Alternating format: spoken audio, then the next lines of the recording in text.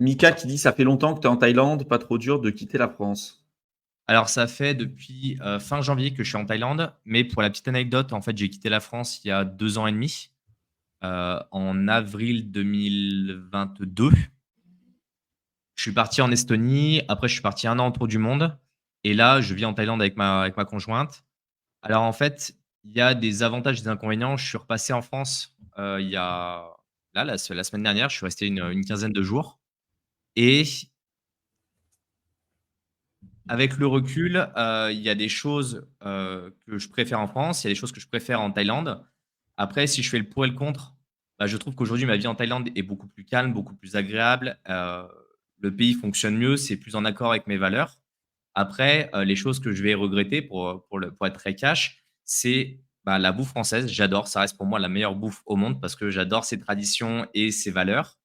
Et après, la famille.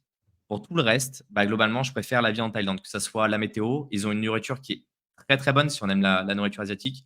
Les gens sont extrêmement sympathiques. Il y a plein de choses à faire, plein de choses à voir. Le climat est beaucoup plus calme et beaucoup plus détendu. Je suis revenu en France, en plus, c'était les périodes d'élection. Donc, les gens sont sur les nerfs, en fait, pour tout. Ils sont tendus, H24 et c'est quelque chose que je ressens pas du tout là-bas. Donc, c'est quelque chose qui est très agréable, que je valorise énormément.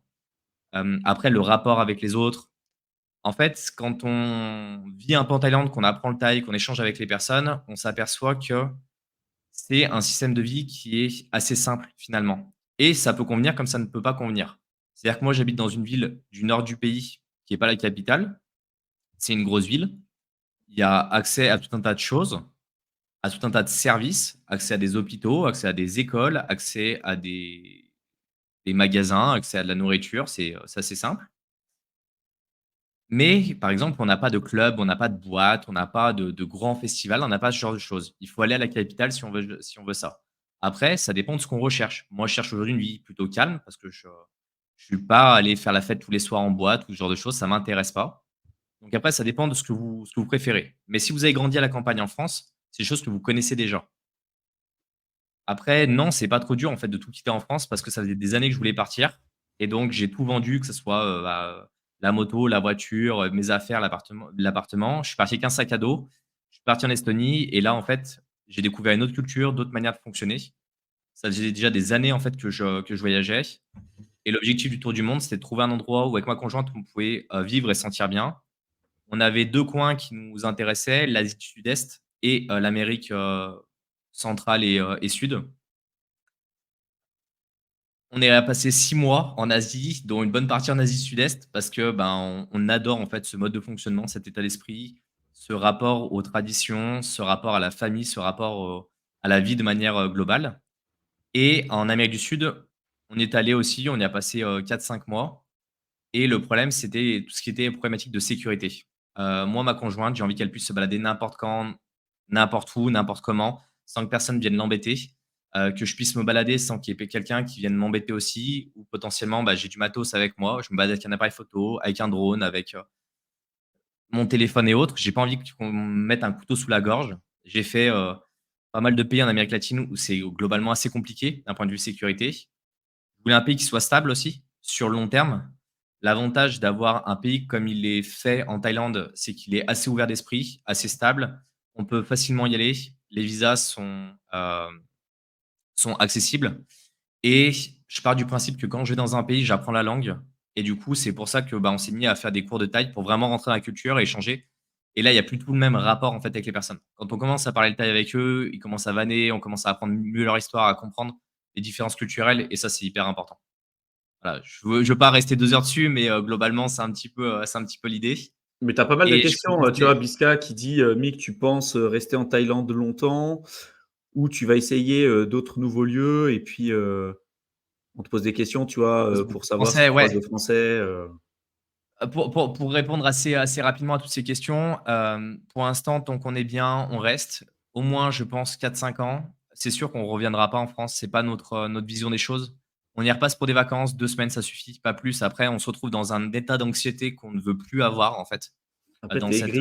dans cette partie-là. Exactement, je suis aigri, je suis anxieux. Thibaut me connaît bien, il sait très bien qu'au bout de 15 jours, en général, je sors les dents, je commence à avoir les doigts crispés, donc bon. Non, mais pour faire très simple, notre tour du monde, comme je disais, avait pour objectif de trouver l'endroit où on se plaisait. Et il y a des pays, on n'est allé pas en mode vacances, on est vraiment allé en mode on regarde pour rencontrer des locaux, pour échanger avec eux, on regarde des appartements, on regarde des endroits où on peut manger, les hôpitaux, les écoles, les genres de choses. Et la Thaïlande, comme on dit, on se sent à la maison. C'est-à-dire que tout est simple. On arrive, tout marche bien, tout marche bien.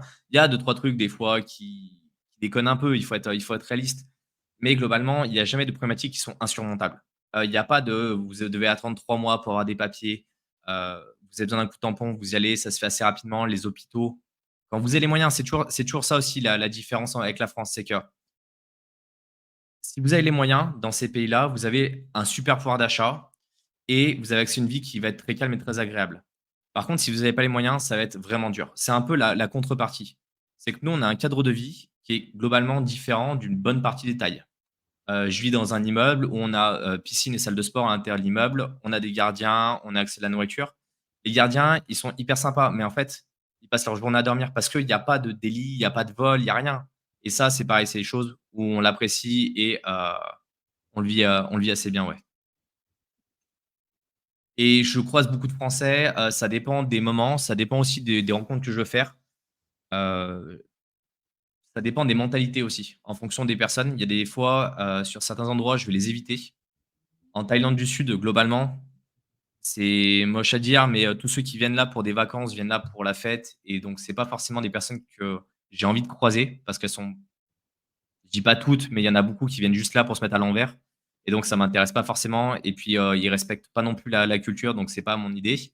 Après, il y a des personnes qui sont très sympas, qui montent des business et autres et là, c'est avec grand plaisir que je les croise, avec lesquels on échange. Mais j'ai pas cette problématique de la barrière de la langue. Donc, la dernière fois, bah, je mangeais avec des Géorgiens, je mangeais avec des personnes de toute nationalité et puis c'est comme ça qu'on découvre d'autres cultures et qu'on en apprend le plus, en fait. C'est vraiment Et le par le partage, c'est ma vision des choses. est-ce que c'est possible de payer en crypto en Thaïlande? C'est pas commun. Non, vraiment, c'est pas commun. Ils ont ouvert les vannes cette année. Ils étaient un peu anti-crypto il y a quelques années. Et ils ont ouvert les vannes cette année. Pour l'invest, il y a pas trop de soucis. Aujourd'hui même, ils ont diminué tout ce qui était taxation au niveau des cryptos. Donc ça, c'est pareil, c'est un point qui est assez intéressant quand on regarde où s'expatrier. Ben, on regarde aussi l'aspect crypto parce que c'est un secteur qui nous impacte. On regarde l'aspect fiscalité qui est aussi un point important. Après, c'est difficile de faire pire qu'en France d'un point de vue fiscalité. Donc, en C'est général, on clair. trouve toujours son compte. On trouve toujours son compte, même si c'est moins. Et puis, comprenez aussi que tous les pays où il y a zéro fiscalité, il y a également d'autres problématiques qui vont avec.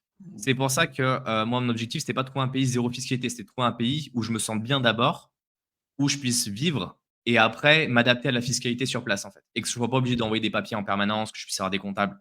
Voilà, c'est partie des choses de base. Mais non, c'est pas commun de payer en crypto en Thaïlande. Au Vietnam, il y a des bureaux de change, là où ils commencent, où on peut récupérer du cash contre des cryptos. En Thaïlande, ça se fait pas bien encore. C'est pas encore, trop dans les mœurs. Après, vous trouverez toujours des gens qui l'accepteront, mais pas sur les petits stands, ce genre de choses. Parce qu'il y a une appli, pareil, je suis désolé, je monopolise un peu le canal, mais il y a une appli pour payer, où c'est relié directement à votre banque. Vous avez un QR code, vous scannez, vous payez. C'est hyper pratique, c'est instantané. Il y a pas de frais. Vous avez besoin de faire un virement, c'est instantané, il y a pas de frais et donc vous utilisez jamais votre carte bleue. C'est tout sur votre compte en banque. Vous scannez, boum, boum, ça part et donc il y a pas cet intérêt de crypto. Le BAT, il a une certaine inflation. C'est pas une monnaie qui a une inflation qui est extraordinaire par rapport à d'autres pays d'Asie. Donc à partir de là, il y a pas ce besoin. Aujourd'hui, la crypto, c'est plus pour la spéculation, c'est plus comme en Europe, j'ai envie de dire. Les Français étrangers, c'est vraiment quelque chose? Ah, ça dépend, ça dépend des coins, ça dépend des personnes. Là, si tu vas à Heu, Phuket, c'est quelque chose, ouais. C'est sûr qu'à mon ouais, avis, tu vas ça à doit pas être Phuket, quali, tu vois? Pattaya, ça commence à changer un peu, mais c'est pareil et c'est pour ça que j'aime le Nord aussi, c'est qu'en fait, c'est beaucoup plus tradi et les gens qui viennent là, c'est plutôt pour faire du trek, pour découvrir la culture. Parce que comme je dis, il y a pas de club, il y a pas de boîte, il y a pas d'endroit pour faire la fête. Donc et globalement, il y a pas de filles qui vont traîner dans la rue, en mode, «Viens, je t'alpague», il y en a moins. Il y a des endroits où il y en a Ah ouais. pas. Mais non, mais globalement, je pense que Thibaut, il peut vous en parler parce qu'il était venu, mais c'est globalement assez calme, en fait. Mmh. Contrairement à d'autres endroits où, vous êtes dans certaines rues à Bangkok où vraiment là, vous allez à Khao San Road, c'est de la teuf sur de la teuf sur de la teuf. Donc après, ça dépend d'où vous allez et après ça dépend aussi des rencontres que vous faites. Mais Ouais, puis nous, effectivement, on est comme ça aussi, tu vois. Nous, c'est qu'on n'aime pas là où il y a trop de monde. Tu vois, on est à peu près pareil là-dessus. Faut pas que tu sois genre dans la campagne profonde. Tu vois, Théo, lui, il est plus genre en mode vraiment campagne profonde et tout. Nous, non, tu vois. Moi, faut qu'il y ait de la végétation et tout, mais tu vas vivre dans un plein centre-ville, dans un truc genre New York ou même Bangkok, centre de Bangkok. Pour moi, c'est une horreur, tu vois. Et je pense que toi, c'est un peu pareil. Tu as besoin d'avoir un truc où tu peux voir du monde si tu as envie, mais que tu puisses également aussi te retirer si tu le souhaites, quoi. ouais, être au calme. Là, l'avantage de Chiang Mai, c'est que tu as assez de personnes que tu puisses croiser, tu as tout ce dont tu peux avoir potentiellement besoin. Et après, hem, tu peux être au calme en une demi heure, tu es en pleine montagne, tu es, en plein milieu de la jungle, il y a plus personne, il y a des petits villages et ça, j'apprécie, en fait. Tu as des sources d'eau chaude, tu as, des cascades, tu as de la nature tout de suite à proximité et tu as pas de bouchons. Bangkok, c'est une belle ville, il y a beaucoup de choses à faire, mais c'est bouché H24, en fait. Et moi, prendre le métro, faire 1 heure et demie de métro pour traverser la ville, voilà, c'est pas des choses que je souhaitais. Mm. À quand une vidéo avec Sabritaï? Bah, je l'invite avec grand plaisir. S'il veut me contacter, on peut en faire une en feat, il y a aucun problème. Et justement, une question de Nico, parce que ça, je sais qu'il y en a beaucoup en France qui estiment que, la santé, c'est la chose premium en France. Il dit, Il ouais, dit: la «La fiscalité française est fiscalité élevée, est quand vous êtes élevée. défavorisé et que vous êtes malade, cancer, vous êtes pris en charge à 100. Je suis avec Attends, vos il dit un assurances». truc aussi. Ouais. Il dit aussi autre chose. Il y a beaucoup à redire sur la France. Il faut penser à l'école gratuite, la santé que beaucoup de populations nous envient. Rien n'est, obvious, je pense. Non, rien n'est Alors parfait, c'est évident, quoi. En gros. ouais. Donc, première chose, la santé, le système de santé en France, si on voit les hôpitaux publics, je parle bien des hôpitaux publics, je ne parle pas du privé, c'est une catastrophe. Mais vraiment, c'est une catastrophe. Je me suis fait opérer en Estonie et là, j'ai dû aller plusieurs fois dans un hôpital privé en Thaïlande. Franchement, les qualités de service sont bien meilleures, mais vraiment bien meilleures. Et après, aujourd'hui, quand vous voyez ce que vous cotisez par rapport aux soins qu'on vous apporte, vous avez mieux fait de prendre une assurance privée. Moi, je fonctionne avec une assurance privée. Elle me coûte bien moins cher que ce que je cotisais en France pour avoir des soins de bien moins bonne qualité et y compris pour des cancers, y compris pour des hospitalisations lourdes et autres. Concernant l'école, je veux absolument pas que mes gamins aillent à l'école en France. J'ai fait ma scolarité dans du public, j'ai fait dans du privé. Oui, c'est bien qu'elle soit gratuite, mais c'est devenu une catastrophe. On est l'une des dans les pays de l'OCDE, on est une catastrophe ambulante. Donc non, je suis désolé, c'est pas une chance. Aujourd'hui, le fait que ça soit accessible à un plus grand nombre, oui, sur la base, effectivement, c'est intéressant. Oui, pour les personnes qui ont des problématiques de santé graves, il faut qu'elles aient une couverture minimale. Mais en fait, si on veut pour être compétitif, si on va avoir des vrais profs, si on va avoir une vraie éducation, un vrai système de santé, il faut repartir dans un modèle économique avec des intérêts, avec des gens qui ne vont pas être des fonctionnaires, qui ont des intérêts à améliorer les choses, à servir correctement, à ne plus avoir 5 heures d'attente dans les hôpitaux. Donc je suis désolé, je sais qu'il y en a plein que je vais blesser, il y en a plein qui vont, me trouver insupportable.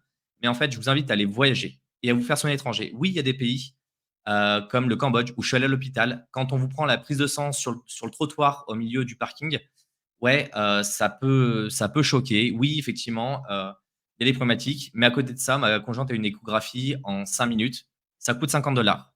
Ouais, effectivement, c'est un cas. C'est le modèle américain. Moi, je suis allé aux US, je suis allé me faire soigner, j'ai eu des brûlures chimiques aux US, c'est 400.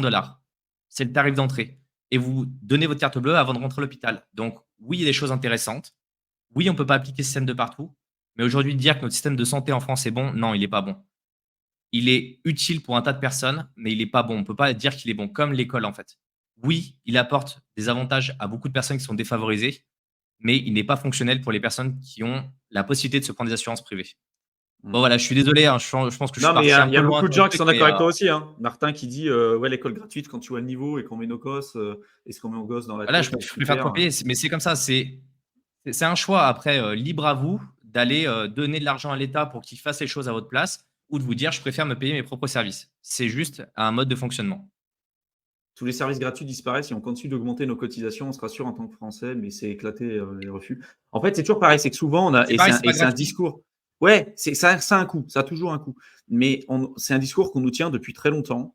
Et souvent, ceux qui vont gober ce discours en disant nous, en France, on a le meilleur système d'éducation du monde, on a le meilleur système de santé du monde, et on va le comparer à des pays comme aux États-Unis où évidemment il y a plein de problèmes aussi. Comme dit Mickaël, je pense ce qui est intéressant, c'est aussi de voyager et de vous faire votre propre idée. Voilà. Oui, on a des avantages. Il y a aussi pas mal d'inconvénients. Et franchement, quand vous vous rendez compte de ce qui existe à l'étranger et quand souvent, en plus, on dit, ouais, mais ça, c'est des pays, en gros, du tiers-monde. Moi, pendant des années, avant de voyager, parce que j'ai voyagé quand même assez tard dans ma vie, pour moi, tous les pays qui n'étaient pas la France, c'était un peu des pays du tiers-monde, globalement. Tu vois, quand on était parti en Roumanie, moi, c'est un truc de fou. Je pense que les gens vont me dire c'est un teubé. Et pour moi, j'avais vraiment pas beaucoup bougé pendant longtemps. Et pour moi, quand j'allais aller en Roumanie, j'allais tomber sur des mecs à tous les coins de rue qui disaient s'il vous plaît, une pièce, avec genre zéro route. Tu vois, genre vraiment zéro route. Et les mecs, pour moi, ils étaient en carriole, tu vois. Et c'était un truc de fou. Parce que quand je suis arrivé là-bas, je dis ah, mais en fait, ok, les gars, ils ont des voitures, ils ont des routes, ils ont tout, en fait. Ce qui est normal. Mais il y a beaucoup de gens, je pense, qui sont dans la même conformation que moi à l'époque. Et franchement, je pense que j'étais teubé parce que j'avais jamais voyagé dans ce truc-là. Mais quand tu voyages un minimum et quand tu te rends compte de ce qui existe à côté, tu te rends compte et tu fais un calcul tout simple. Tu dis, OK, aujourd'hui, les impôts et ce qui est rapporté à l'État, ça coûte tant. C'est quoi les services que tu as à côté? Est-ce que vraiment l'argent qui est récupéré chaque année avec les impôts, est-ce que les services, les hôpitaux publics et tout ce qu'on connaît aujourd'hui, est-ce que c'est à la hauteur? Et non, ça l'est pas. Il y a des pays qui payent moins d'impôts, qui ont des meilleures infrastructures et tout. On est d'accord, c'est pas le même système, il y a peut-être pas le même nombre de populations et tout. Et franchement, voyagez, vous vous rendrez compte que Il y a des choses à faire. Bah, moi, ouais, l'Estonie, c'est ça, dans les meilleurs au niveau classement d'éducation au monde. C'est un pays, effectivement, ils sont pas nombreux, 4 millions d'habitants. Mais quand on voit ce qui est faisable, et pareil, les hôpitaux, ça m'a coûté 5 euros. Les hôpitaux sont gratuits pour les personnes qui cotisent. Et toutes les personnes qui cotisent, à partir du moment où vous travaillez, les impôts sont beaucoup plus bas et ça fonctionne. Les transports en commun sont gratuits à Tallinn, qui est la capitale. Il y a plein d'autres avantages. Donc, c'est dire que c'est possible. Après, le répliquer à 66, 67 millions d'habitants, c'est autre chose. Mais il y a des choses à faire. Il y a des possibilités et il y a de quoi faire avancer les choses. Et mmh. se dire: «On est le meilleur pays du monde et les autres sont tous mauvais», en fait, c'est se voiler la face et à partir de là, en fait, ça marche pas. Après, C'est comme Nico, tu vois, c'était il est planté. d'accord avec toi, hein. Nico, il dit, tu vois, il dit je t'en paierai juste. Et puis Romain qui dit Paris, c'est le tiers-monde. En fait, quand tu vois qu'à Paris, bah, même en France, toi, tu as de l'insécurité. Quand tu vois que tu as des rats, tu as des trucs, putain, mais des fois, tu vas dans des pays qu'on dit tiers-monde, tu pas ça. Genre, tu pas ça. Tu as un mec, il a. Mais tu vois, même au Japon, alors on est d'accord que c'est un pays aussi qu'on dit développé. C'est Mais genre, impeccable, c'est et au Japon, mec, genre, il y en avait un la dernière fois, je suis tombé sur un article. Le mec, il a fait 6 mois de tôle parce qu'il avait volé un bout de poulet dans une supérette. Je dis, mec, en France, tu as des gars qui sont en récidive, genre depuis 20 fois. Ils font des attaques au couteau ou ce que tu veux, ils n'auront rien. Tu vas dans des pays, genre au Japon, le mec, genre, il vole un pot de fleurs ou il vole un bout de poulet, le mec, il fait 6 mois de tôle. Tu fais, ok, c'est pas du tout le même truc. Et c'est propre.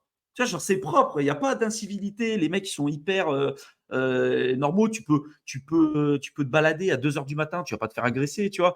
Et il y a ça aussi. C'est qu'on ne se rend pas compte du pays dans lequel on se trouve aujourd'hui. Et franchement, je vous pose la question. Si demain, vous avez des gamines ou des enfants ou même votre compagne, hein, est-ce qu'aujourd'hui, vous êtes serein si vous laissez votre femme ou vos enfants se balader à 22 heures le soir en plein centre-ville de Paris ou à Lyon ou ce que vous voulez? Bon, allez, on va peut-être mais prendre le après tu sujet dis: aussi, hein. Il y a des rats à Lyon». Il y a Il y en a des de rats, mais partout. laisse tomber, Il y en ils a de sont partout. énormes, en fait. T'es mal à taille des Il y rats, a il y en a de partout. tu la taille des rats, c'est exactement ça. Vraiment, il y en a de partout. Et oui, mais voilà, ouais, à Moscou, moi, c'est un endroit où j'aimerais beaucoup aller, à Saint-Pétersbourg et autres, mais c'est compliqué, à cause des tensions, géopolitiques. Mais oui, il paraît qu'il y a des très beaux endroits, Ouais, puis j'aime pas cette OK, expression tiers-monde. sinon Moi, c'est pareil. C'est pareil. Je déteste cette expression. C'est toujours pour se mousser, tu sais. Ouais, nous, pays développés, les autres pays du tiers-monde. Et en fait, c'est ça. C'est un peu une propagande. C'est pour ça que moi, je pensais que la Roumanie, c'était un truc vraiment éclaté au sol et tout. Et franchement, quand je suis arrivé là-bas, je dis, putain, mais ils ont même des fois des infrastructures qui sont meilleures que les nôtres, tu vois. Et c'est fou parce que c'est une image qu'on a véhiculée en France pour nous. Et c'est ça. En France, on est là, on dit, nous, on est les meilleurs partout. On va avoir un droit d'ingérence. On va dire, tiens, dans ce pays, ils gèrent leur pays de telle manière-là. Nous, on va aller imposer notre démocratie à l'extérieur parce que nous, on a le meilleur système, on sait comment ça marche et tout. Et tu sais, on n'a aucun recul sur ce qu'on fait. Et on a vraiment l'impression qu'on est là pour prêcher, pour apporter la bonne parole. Tu sais, la suffisance des Européens et la suffisance des Français, un peu. Tu vois, ouais, alors c'est c'est... le modèle occidental de manière globale. Tu Ouais, c'est prends les ça. Ricains sont spécialistes pour ce genre de choses, C'est après. vrai que ça me gaffe.